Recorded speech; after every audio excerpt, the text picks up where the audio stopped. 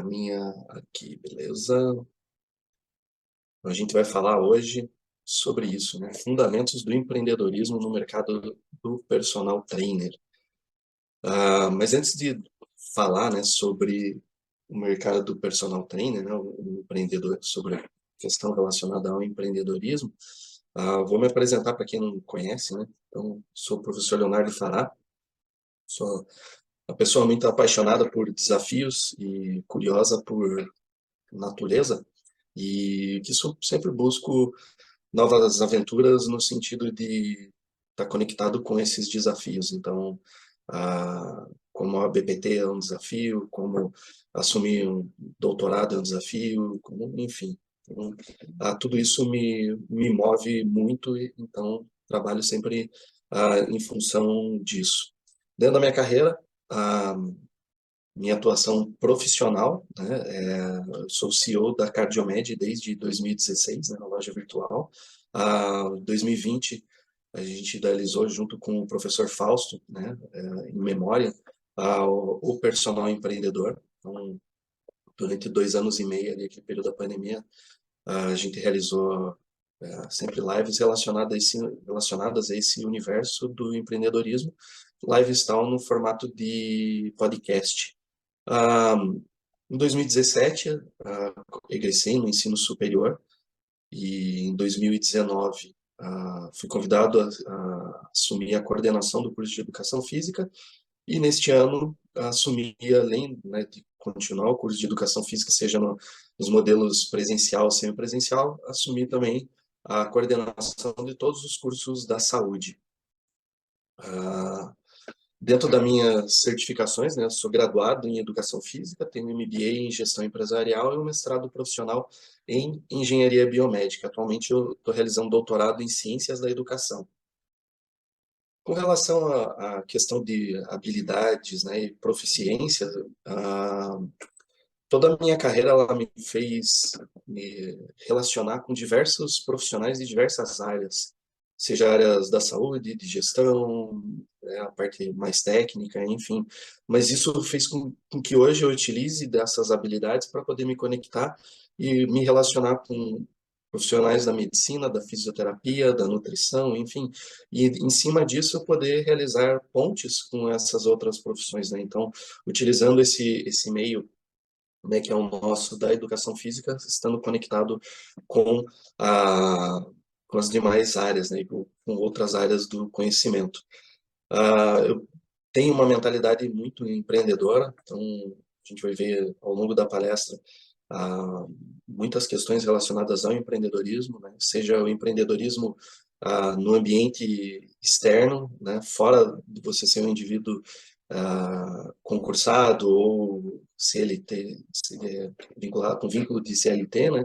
Mas a gente vai ver algumas questões relacionadas ao intraempreendedorismo, né? Então, muito se propaga a ideia de eu só posso empreender se eu for dono do meu negócio. E não é bem assim.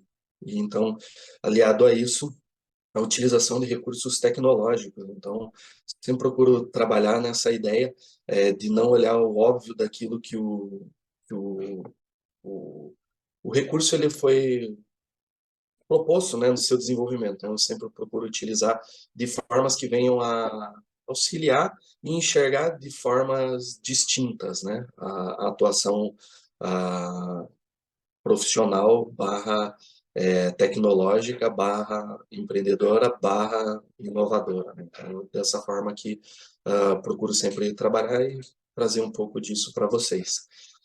Dentro de que a gente chama de engajamento e workshops, então gosto de trabalhar na gestão, né?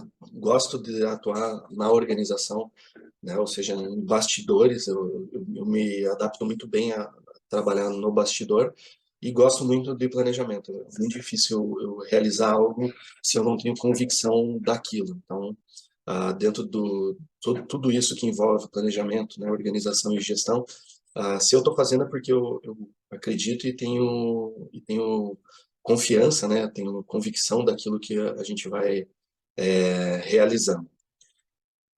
Mas chega de falar de mim, né? Vamos falar sobre a introdução ao empreendedorismo no mercado do personal trainer. E por que que isso acaba se tornando tão importante? Porque a gente precisa de alguns pilares dentro da atuação no mercado do personal trainer. Então, a gente sabe que a base da atuação é a graduação em educação física. E o que que acontece? Acho que até muito de vocês vão se identificar no período, né, da graduação, verificar muitos colegas de profissão, enquanto acadêmicos, já atuando profissionalmente, né? E se posicionando muitas vezes até como um personal trainer. Ou seja, muito comum também, atualmente, a gente verificar professores, né, instrutores de sala de musculação, por exemplo, e dizendo, eu não vou atuar, eu não vou dar atenção para aqueles clientes, porque se eles quiserem atenção, eles que paguem meu personal. Isso traz alguns alertas para nós.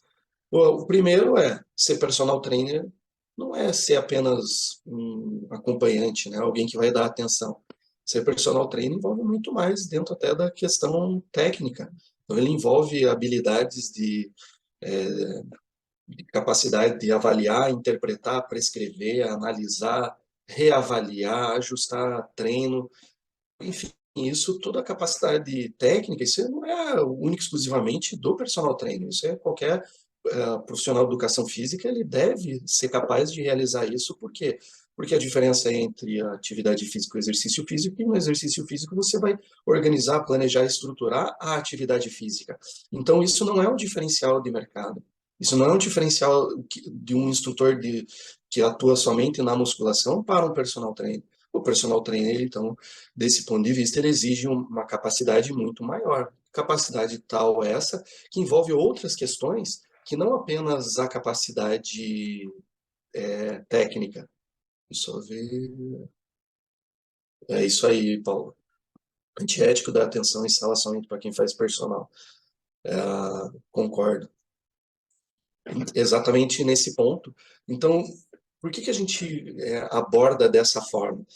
Porque, poxa, se a gente fica 4 anos na faculdade e esse vai ser o diferencial de atuação, né, que vai mostrar para a sociedade, para os alunos barra clientes, particularmente eu não gosto de utilizar o termo aluno é da academia, do personal ele é cliente, não, acaba não sendo, não deixando de ser cliente da academia também, mas a gente precisa de alguns pilares de atuação que esses são relacionados além da capacitação técnica que a profissão exige.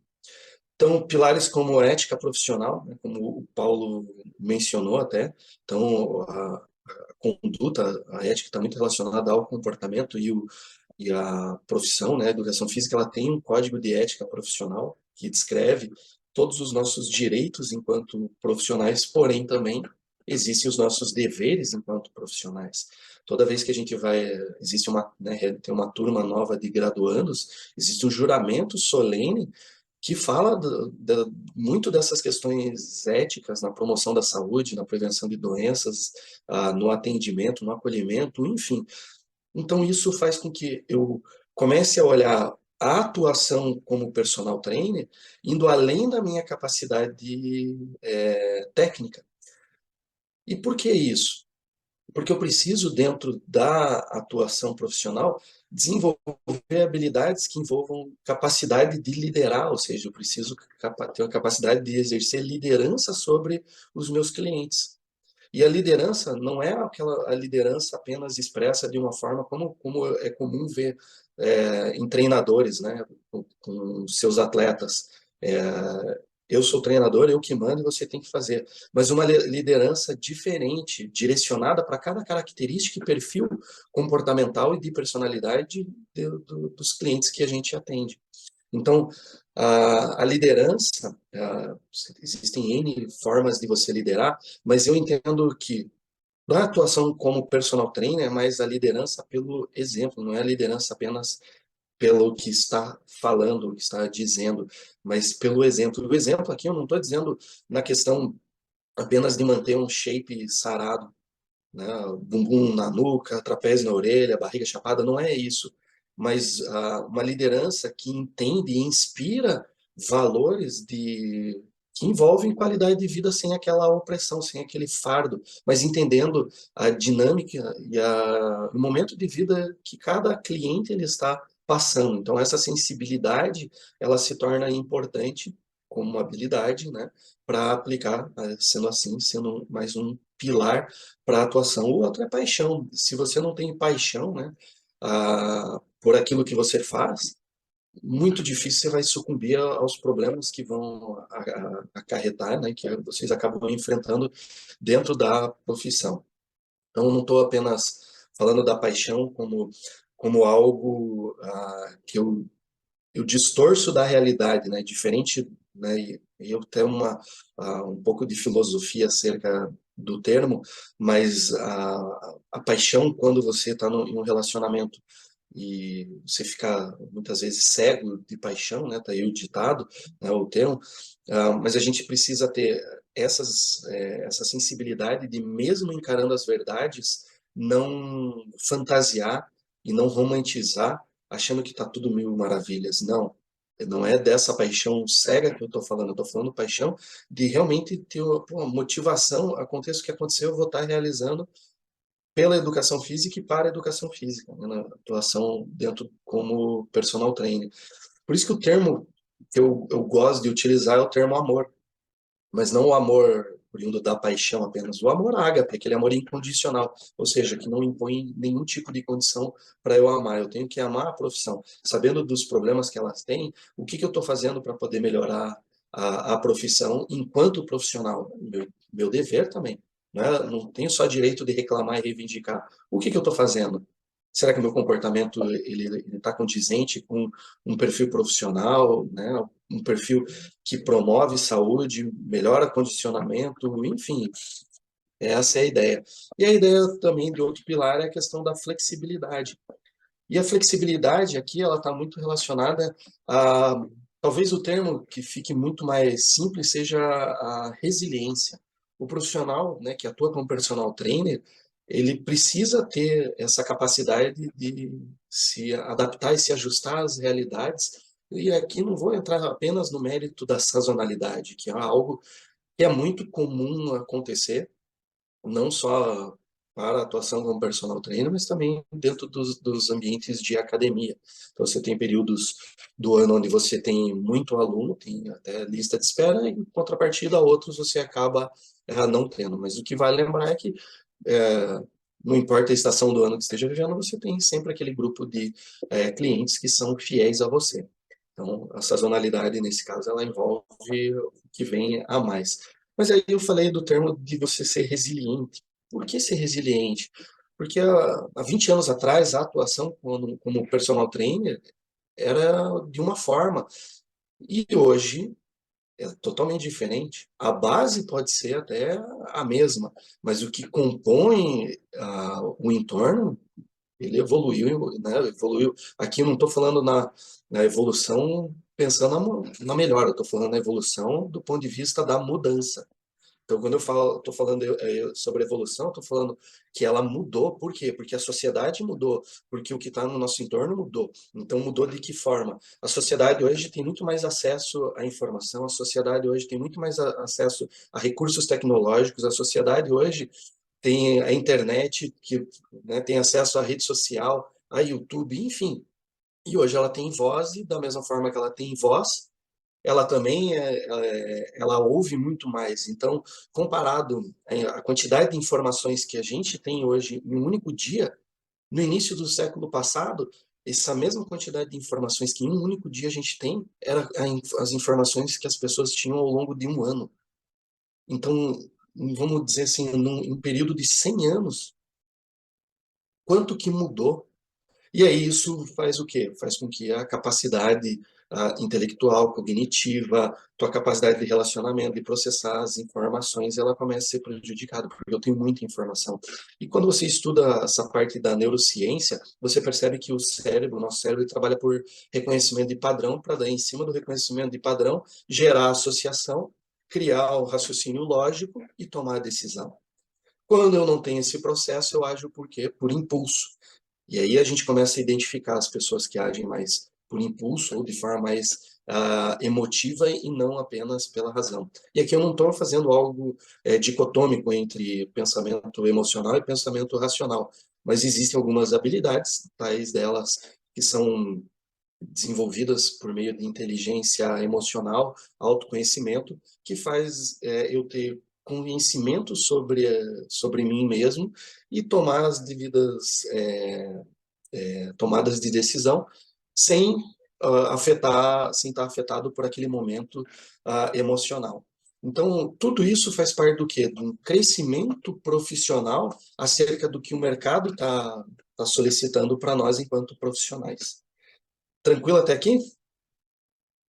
Podem, qualquer dúvida, vão me falando que podem me interromper sem problema nenhum. Estou à disposição aqui para falar com vocês, só mandar mensagem e ou abrir o microfone e encaminhar, né? Sem problema. Beleza? Vamos lá, então. Deixa eu... Então, vamos lá.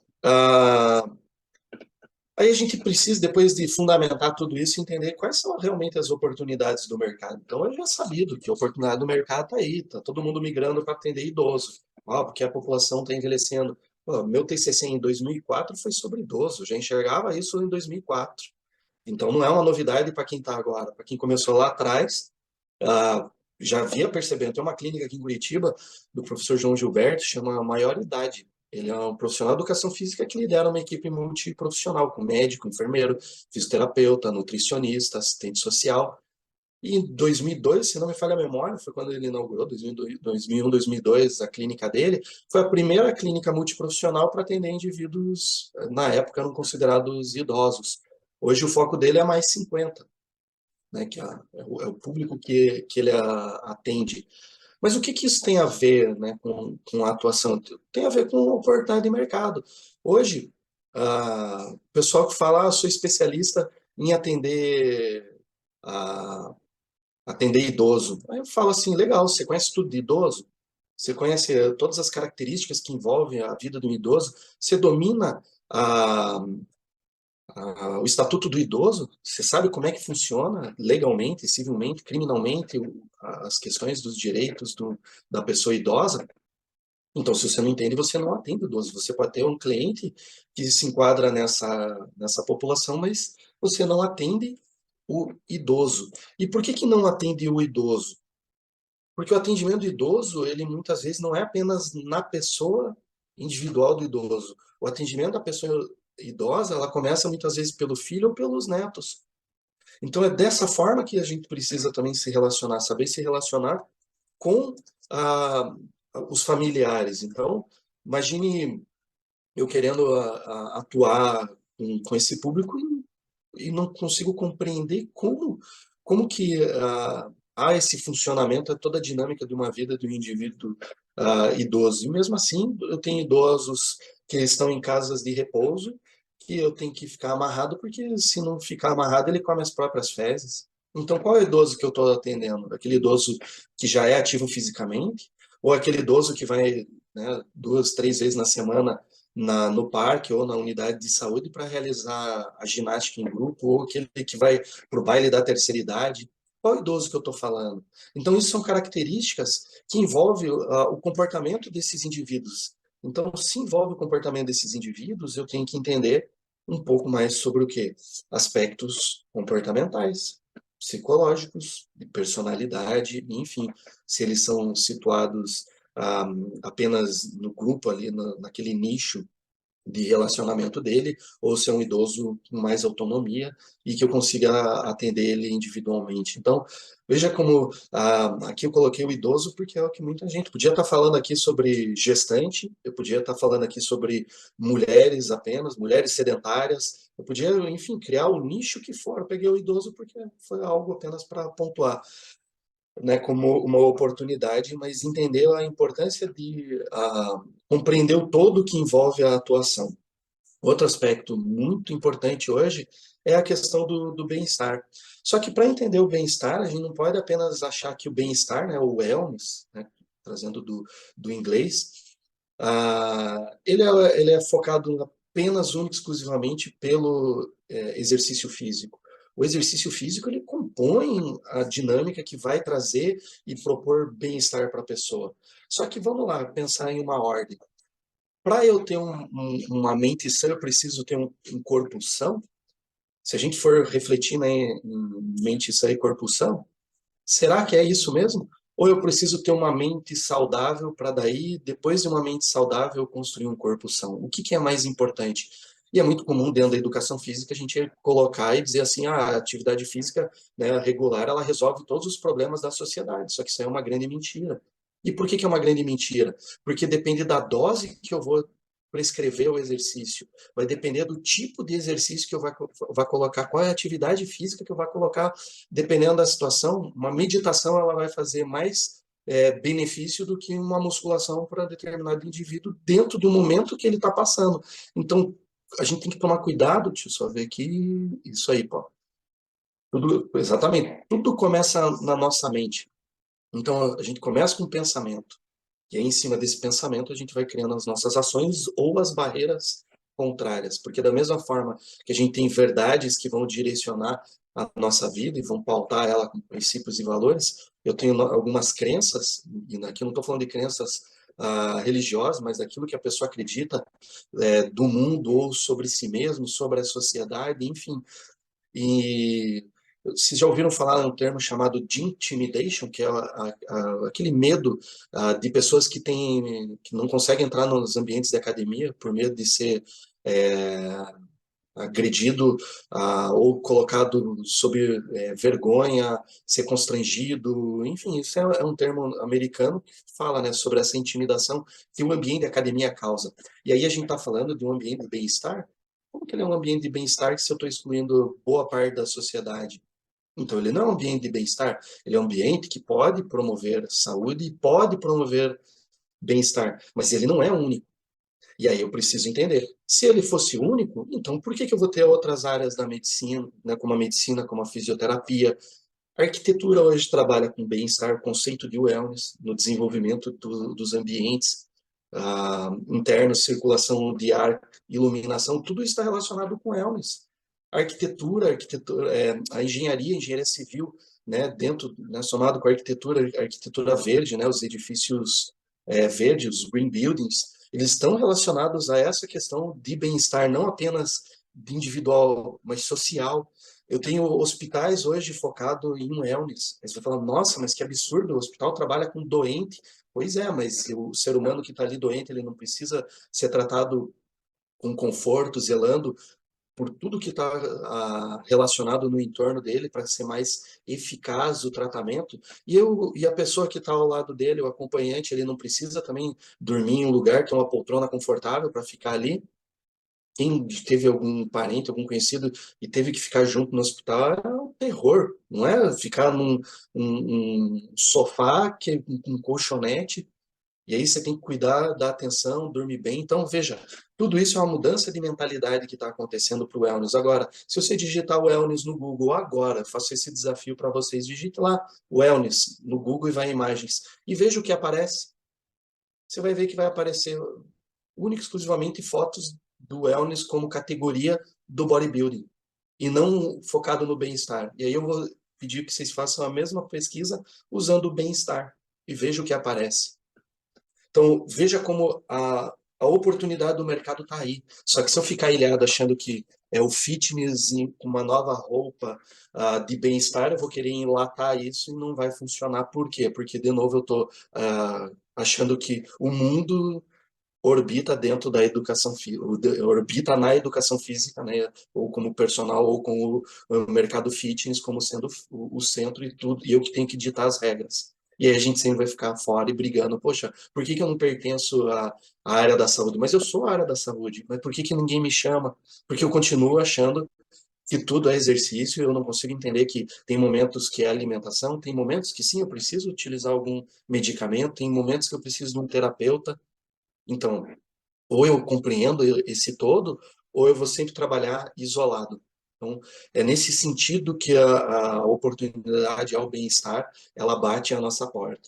A questão relacionada ao atendimento online é uma outra oportunidade que exponenciou durante o período da pandemia, que a gente estava enclausurado, né? Então, pelos recursos, mas não foi de agora, porque eu conheço profissionais que em 2003 já atuavam de forma online usando o Skype.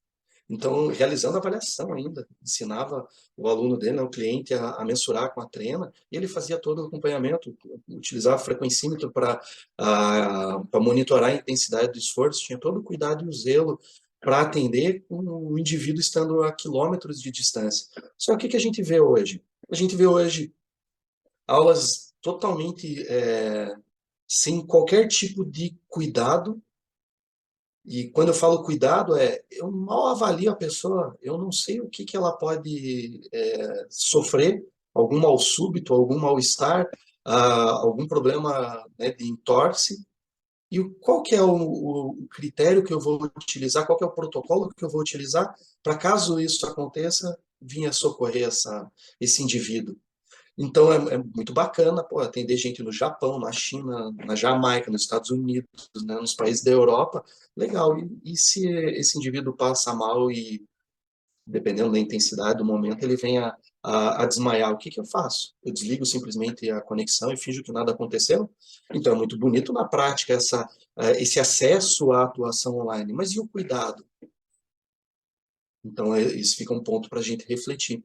Em 2020 eu assisti, né, da feira hospitalar. Eu gosto muito da feira hospitalar. Ela trabalha muito a questão médico, hospital, clínica, equipe multiprofissional. E os congressos, eles são bem salgados, né? A gente reclama que a educação física é caro, R$ 100, R$ 200, mas para participar do congresso médico ali era questão de R$ 1.500, R$ 1.800. Por quê? Porque você vai receber a informação que é a cereja do bolo. E no início da pandemia, né, 2020, eles deixaram de forma online gratuita, então eu consegui participar. Sobre tecnologia aplicada à área da saúde. A discussão estava sendo em cima da telemedicina. Então, em 2019, foi regulamentada a utilização da telemedicina, né, ou seja, tinha sido aprovada, só que a discussão ali já estava sendo mais do ponto de vista filosófico. E por que eu falo filosófico? Porque era onde eles estavam debatendo as questões que envolvem o atendimento por meio da telemedicina.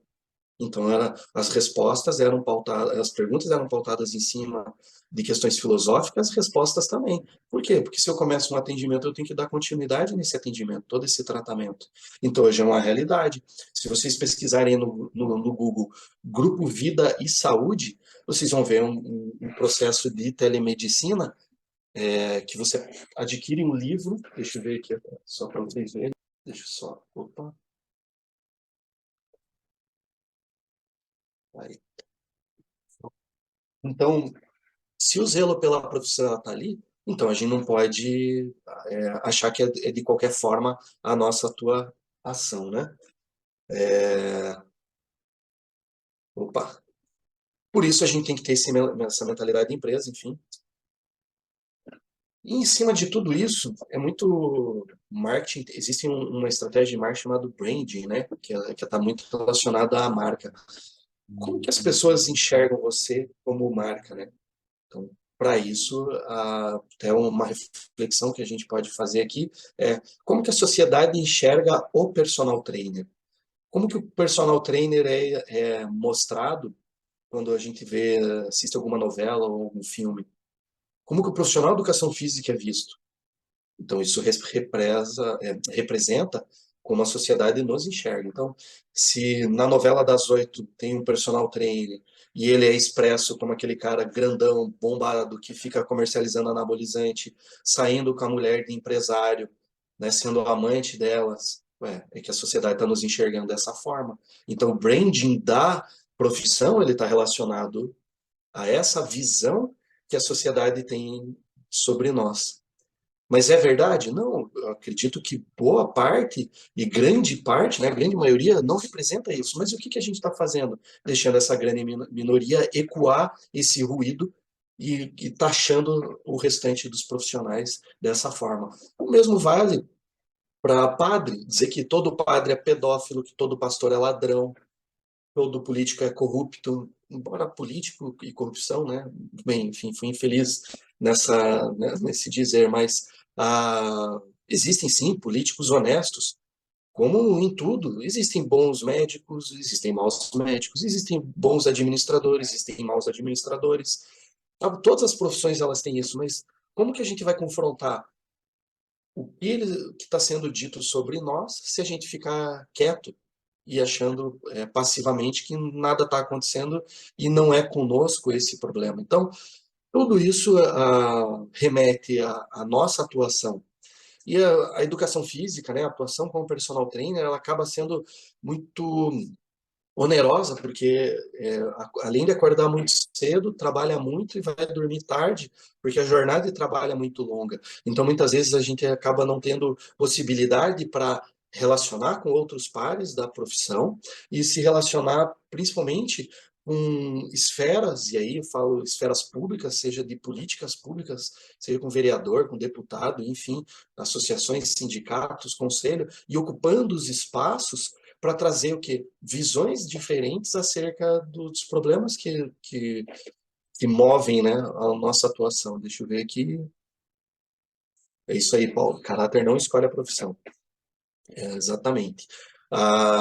Você sabe de onde que surgiu o termo caráter? Caráter era o carimbo do rei. Então, não existe o termo mau caráter. Ou você tem caráter ou não tem, né? Porque era o anel com aquela cera. Então, o caráter do rei era o símbolo, né? Como se fosse um carimbo, um relevo. Então, ó, o caráter, né, de caracteres do rei. Então, normalmente era o brasão, o símbolo que representava o reinado. Então, quando você fala do caráter da pessoa, ela tem caráter, mas é um caráter negativo ou um caráter positivo, mas não existe a ausência do caráter. Então, todas as pessoas elas têm uma marca. Então, é mais nessa questão. Apenas a curiosidade. Então, veja como tudo isso envolve o nosso branding, né? A nossa marca pessoal e que vai estar refletindo na sociedade. Então, a gente tem que, sabendo que a sociedade, né, as grandes mídias, elas insuflam a esse jeito ruim de enxergar a nossa profissão, a gente tem que mostrar o contrário. De que forma? A diferenciação. Que eu estou fazendo diferente, que eu me posiciono contra esse tipo que não me representa. Eu tenho que ser autêntico. Eu conheço muitos profissionais que iam, na década de 80, para os Estados Unidos e ficava copiando o modelo dos movimentos de ginástica, porque o movimento aeróbico daquela época era era muito grande, daí exerceu muita influência aqui no Brasil. Então, toda essa pauta relacionada às coreografias, os movimentos, o pessoal ia lá, copiava e trazia essa inovação para cá. Hoje não precisa, hoje você acessa o YouTube e tem acesso aos movimentos, né, às coreografias do mundo inteiro. Basta você treinar e ter condição, né, coordenação para realizá-los. Então, veja como isso facilitou e muito a nossa dinâmica profissional. Então, ser autêntico nisso até tem uma questão de fazer diferente do que a maioria está realizando. Então, se a maioria entende que o ser personal trainer é atuar como um professor particular, né, que só vai estar ali para fazer a asepsia dos equipamentos, colocar anilha, contar o número de séries e repetições, ok. Agora, se você entende que personal trainer, além disso, ou eu também posso gerir a vida da pessoa do ponto de vista de cuidado com hidratação, cuidado com o controle das intensidades do exercício, ajustar o treino conforme a necessidade do cliente, mas o que ela gosta também, porque eu não preciso dizer que eu vou para academia, porque é só na academia que eu consigo ter resultado, que é lá que eu consigo treinamento de força, então o conceito de treinamento de força está equivocado. E aí não adianta eu justificar e querer que as pessoas elas façam aquilo que eu quero que elas façam. Né? E eu vou estar sendo que um ditador da profissão. Então aí volta aquela questão relacionada à liderança e também a expertise.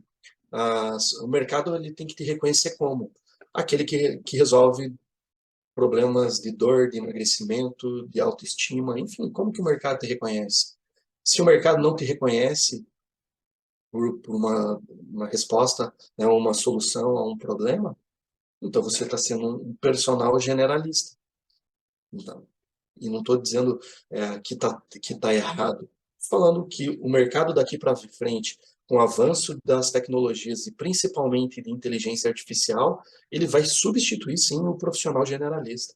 A gente não vai mais ter profissionais que só ficam na camada, né, na superficialidade da atuação. Porque para isso, me desculpa, entra no chat GPT, sou um homem casado, 42 anos, pai de 3 filhos, que trabalha assim, assim, assado, que tenho X% de gordura, que tenho 1,82 m, que tenho a frequência cardíaca máxima, que peguei o exame bioquímico, né, o hemograma, estou com tanto de colesterol, blá, blá, blá, monta para mim treino relacionado a caminhada ou atividade ao ar livre, dentro da minha agenda, que é essa, tantas horas por dia que eu tenho disponível, tantos dias na semana. Além disso, o que eu posso me alimentar, blá, blá, blá. Ele vai fazer. E vai fazer melhor do que muito profissional formado. Então, essa é a forma que a gente vai ter que entender como essa tecnologia ela vem para nos auxiliar e não para concorrer conosco. Eu digo, e repito, só vai ser substituído profissional generalista de atuação. O cara que acha que a atuação profissional é ser um acompanhante de treino ou ser um professor particular. E não é isso. Então veja todo o embasamento que dá da utilização dos recursos tecnológicos para agilizar a dinâmica da nossa vida profissional. E não falo só na educação física. Hoje tem inteligência artificial que consegue realizar diagnóstico de algumas doenças muito mais rápido do que os médicos, com muito mais assertividade dentro do diagnóstico. Então, veja, eles não estão preocupados.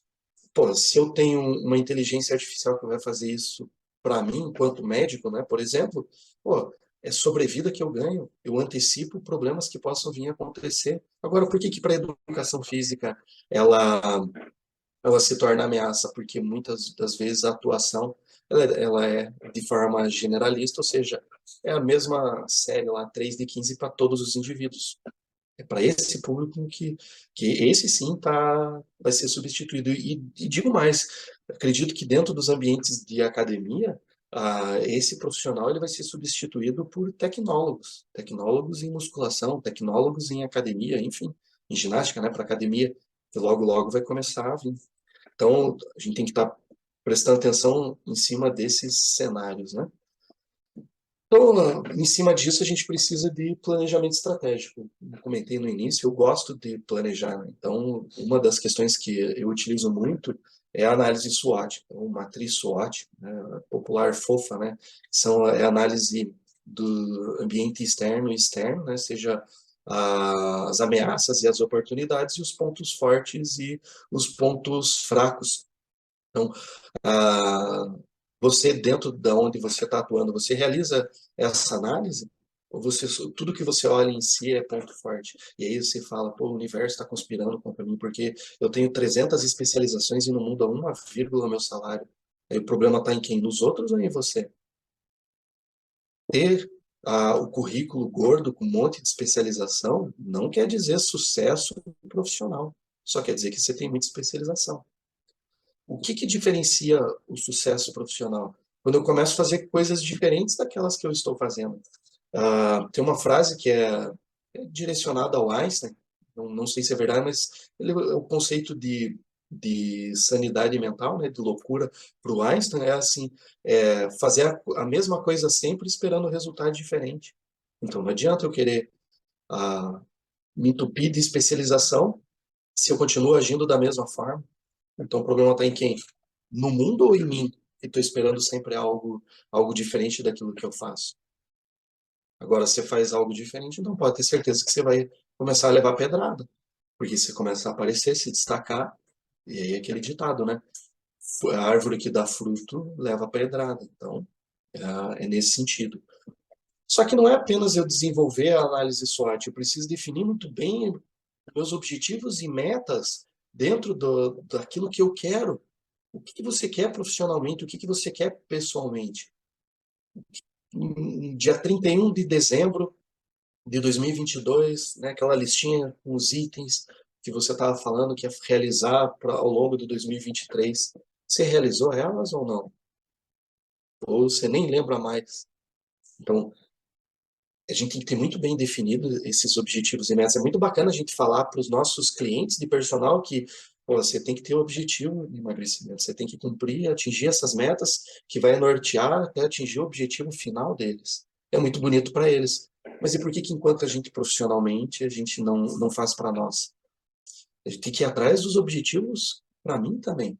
Então, o mundo ele inflaciona uma série de produtos e processos. Então, todo ano, todo momento você tem reajuste, seja de alimentos, você tem reajuste de plano de saúde, você tem reajuste de mensalidade, você tem reajuste. Agora, por que eu, enquanto personal trainer, não posso reajustar? Porque eu estou com medo de perder cliente. Ué, você está com medo de perder cliente, então algum problema tem. Qual que é o problema? Eu não tenho convicção e confiança daquilo que eu estou fazendo. Faz sentido isso para vocês? E outra coisa também é o planejamento financeiro. A gente não planeja financeiramente. Eu defendo que a atuação do, do personal trainer não deva ser pautada única e exclusivamente em cima de valor de hora-aula.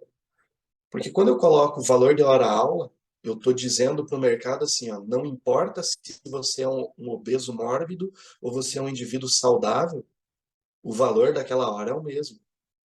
E quando eu coloco a, a questão relacionada a planejamento, no sentido que cada cliente é um projeto específico, eu estou dizendo para ele assim, ó, a base para você atingir os seus objetivos é em função desse projeto. Esse projeto custa tanto. Um projeto, por quê? Porque para emagrecer um obeso mórbido, eu vou precisar de muito mais recursos e a minha capacidade intelectual e para poder analisar, avaliar, prescrever, monitorar, do que um indivíduo que só quer monitorar a saúde. Exige muito menos esforço. Um indivíduo acometido de alguma patologia. Então, tudo isso eu tenho que ponderar, pesar na balança e vincular ela. Particularmente, eu penso dessa forma. E quais são os desafios, então, para empreender no mercado de personal training? Então, aqui eu pontuei 3 itens, né? Concorrência, captação de clientes e gerenciamento de finanças. Concorrente. Quem que é o maior concorrente hoje do personal trainer? Não é o outro personal trainer, é o Sofá. Esse é o principal concorrente. O fast food é o concorrente do personal trainer, né? É o acesso fácil a comodismo, né? O sofá, assistindo Netflix, comendo fast food. Esse é o concorrente. Eu não estou dizendo e demonizando que as pessoas não possam fazer isso. Elas devem fazer isso porque envolve o bem-estar mental, social, às vezes funciona como uma válvula de escape da vida cotidiana. Está tudo bem. Agora, o excesso, daí ele faz mal, mas esporadicamente não tem problema nenhum. Então, é isso que a gente tem que verificar. Se o nosso concorrente ele é o sofá, não é o personal que está no mesmo ambiente da academia, eu começo a mudar o foco do que eu tiro o olho da concorrência ferrenha e começo a baixar o preço do valor da minha hora-aula e começo a prostituir o mercado dessa forma, cada vez mais barato, e aí a qualidade também ela não é proporcional ao valor que eu estou recebendo. Eu mudo esse foco, eu começo a focar em quem? Opa, aonde que estão as pessoas que estão com comportamento sedentário? Ah, tá na minha rua, eu moro no prédio. Então, eu faço campanha no prédio e envolve o quê? A captação de clientes, que é outro ponto. Eu sou o personal que vou para a academia para captar cliente, para ter aluno de personal. Então, você está fazendo a captação no lugar errado. Porque aquele cliente, antes de ser teu cliente, ele é cliente da academia. Então, onde que eu vou fazer a captação de cliente? Em qualquer lugar. Shopping, claro. Eu posso fazer captação de cliente em shopping? Claro que posso. Posso fazer captação de cliente em parque, praça.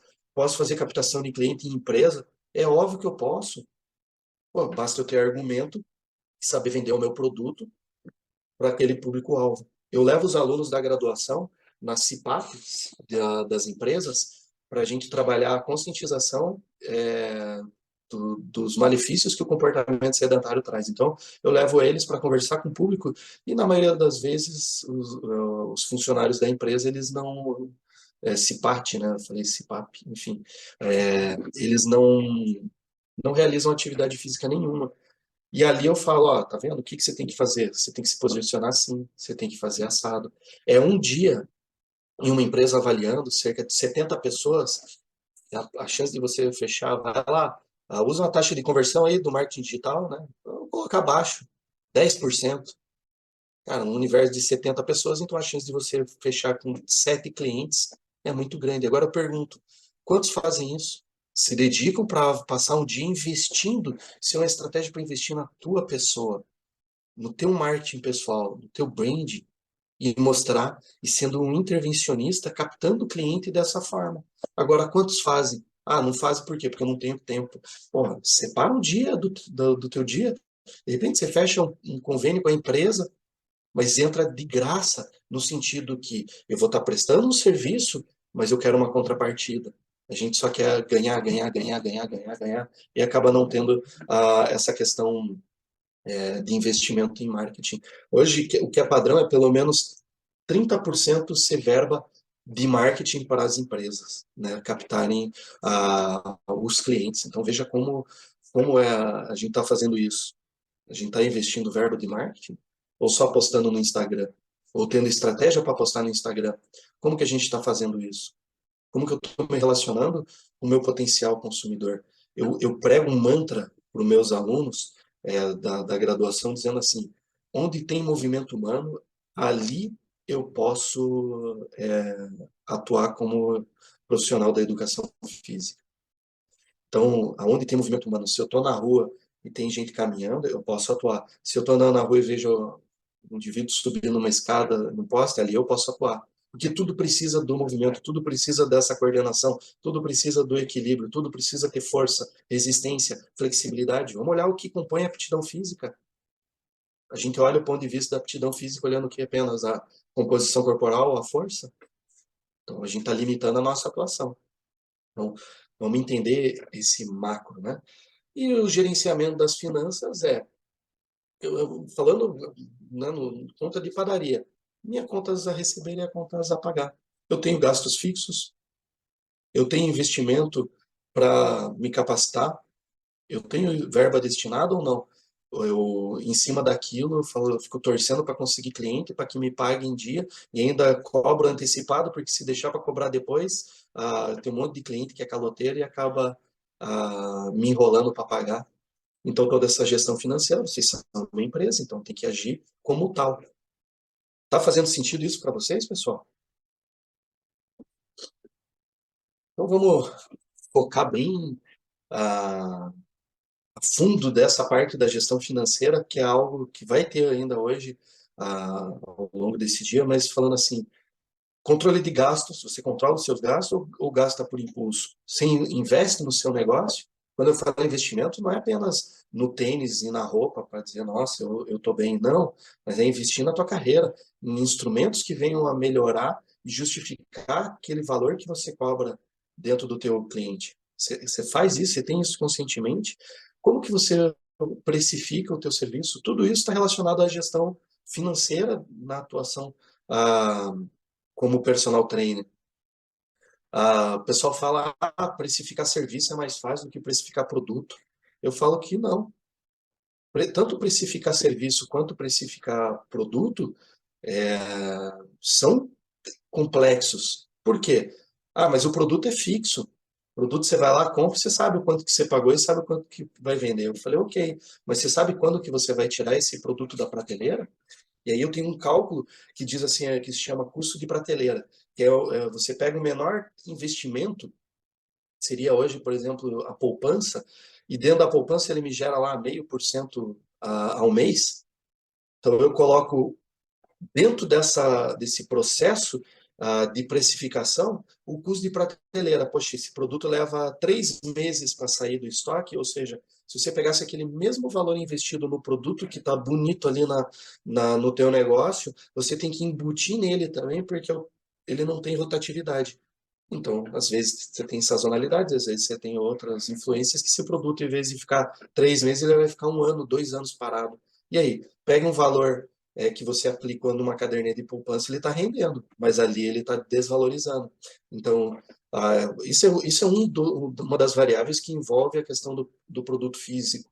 Mas e a precificação do produto, da prestação de serviço? Ela parte de um custo fixo teu mensal. Quanto que você precisa arrecadar para bancar as necessidades e em cima disso você ter lucro, e o lucro é da onde você vai tirar o teu lazer e o teu investimento em outros recursos.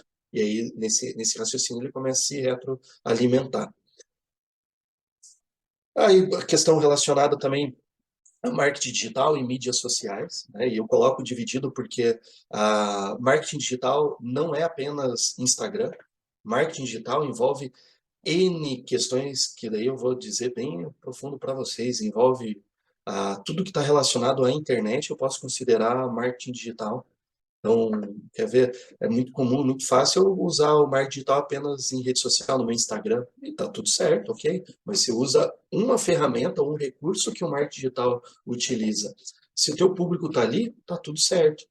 Agora, 98% do volume de pesquisa não é feito em Instagram, é feito no Google.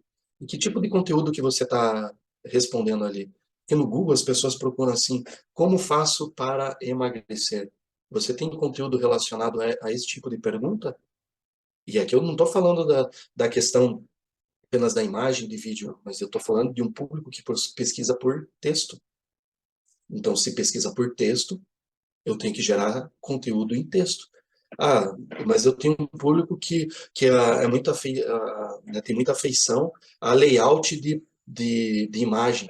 Nossa, então eu tenho que gerar esse tipo de conteúdo e publicar onde? No Pinterest, que é uma plataforma específica para esse tipo de situação. Ah, mas eu tenho, eu não, eu só atuo no digital, eu não preciso. Ah, mas se você atua de forma física, você tem o cadastro no Google Meu Negócio? O mínimo para as pessoas te acharem, é um cadastro simples que você vai lá, preenche e começa a ficar disponível para quem vier procurar sobre você ou sobre determinadas questões. Então você tem uma mala direta de clientes e ex-clientes para prospectar e ficar trabalhando, não apenas prospecção de mala direta querendo vender, mas mala direta gerando conteúdo. E pessoal, hoje está fácil gerar conteúdo. Você gerar conteúdo no chat GPT, já com o roteiro do que você precisa. Eu vou gerar um conteúdo falando sobre os perigos do sobrepeso e da obesidade, dentro de uma metodologia de AIDA, né, para chamar a atenção, gerar o interesse, enfim, até a chamada de ação. Eu estou gerando isso. E assim, mala direta de e-mail, a maioria das plataformas, com uma base de 500 e-mails, ou dependendo da plataforma, 2.000 e-mails, é gratuito. É gratuito. E assim, você planeja e deixa agendado aquilo que você quer, para as pessoas sempre estar lembrando de você. Vocês fazem isso? É feito isso? Ou só fica naquela Instagram, Instagram, Instagram, Instagram, Instagram, captando, captando, captando, captando? Não. Eu tenho que capilarizar a atuação dentro de um ambiente de marketing digital, ela precisa ser capilarizada. Se o foco está sendo só no Instagram, ok. Está tendo demanda, ok. Mas se você está no começo, você tem que experimentar ainda qual que é o teu nicho, para quem que eu estou atuando, de que forma que eu estou atuando, o que que eu estou gerando de conteúdo. Então, veja, tudo isso está relacionado. Então, o marketing digital não é apenas isso. Para cada um desses itens, existem estratégias próprias, né? Para a gente abordar. Olha lá, isso aí. E do YouTube você pode fatiar ainda. Hoje tem inteligência artificial que você coloca, dependendo do. Vai fazer uma live, né, uma aula. Você coloca ela e coloca assim, eu quero que você fatie em rios de 1 minuto sobre essa palavra-chave. A inteligência artificial vai lá, analisa o teu vídeo e te entrega. Onde você falou aquele termo, onde estava sendo discutido aquele termo, ele já fatia tudo pronto para você publicar. Tem um custo, né? Uma parte é gratuito, mas você tem um custo. Só que se você tem uma verba destinada a marketing, você está replicando a verba de marketing nessa solução. Então, é dessa forma que a gente pode utilizar. E isso, pessoal, a parte científica, pessoal, tem inteligência artificial para a área acadêmica também. Você vai lá, acessa, digita lá o termo, a pesquisa, enfim, ele te traz todos os artigos relacionados àquilo lá em um resumo do resumo para pontuar. Parece até um Twitter, né? Que você está fazendo do resultado que te faz. Então, hoje, não tem desculpa para, poxa, eu não tenho conteúdo, eu não tenho capacidade para gerar informação. Hoje tem, o que a gente não tem é prioridade para organizar isso, por quê? Porque dá trabalho. Mas o trabalho é pouco, né? Quantas vezes você fica investindo, olhando rios, né? No é tempo que você podia estar produzindo e investindo no teu negócio. A gente tem o funil de venda, né, que a gente chama, mas sempre trabalhar na captação, né, a retenção e a fidelização de clientes. Então, tudo envolve comunicação, oferecer as promoções. Tem muita gente que não gosta eu não tem que dar promoção. A promoção, ela não é simplesmente vender, pague dois e leve três, ou dê por. Não é esse tipo de promoção, mas é a promoção no sentido de você agregar outros valores. Ó, nesse mês, quem fechar o contrato comigo, eu vou estar entregando o meu e-book ou utilizar um e-book, ó, quem se cadastrar aqui vai receber um e-book gratuito. E a promoção envolve isso. Então a gente tem que tomar cuidado com a forma como a gente interpreta os conceitos e acaba limitando a nossa atuação porque a gente tem uma ideia errônea. Quais são os canais de atendimento? Hoje você tem WhatsApp, Telegram, Instagram, Facebook, LinkedIn, ah, esqueci o nome agora, o outro lado, chinês, enfim, ah, que os adolescentes têm utilizado para poder utilizar. Quais são as plataformas que você utiliza? Meu Deus, eu utilizo todas, eu vou ter. Não, você tem soluções que são soluções que são chamadas de omnichannel. Que é o Omnichannel? Em uma única plataforma você gerencia todas essas outras plataformas. Então, seja para comunicação, seja para publicação, o que você está fazendo?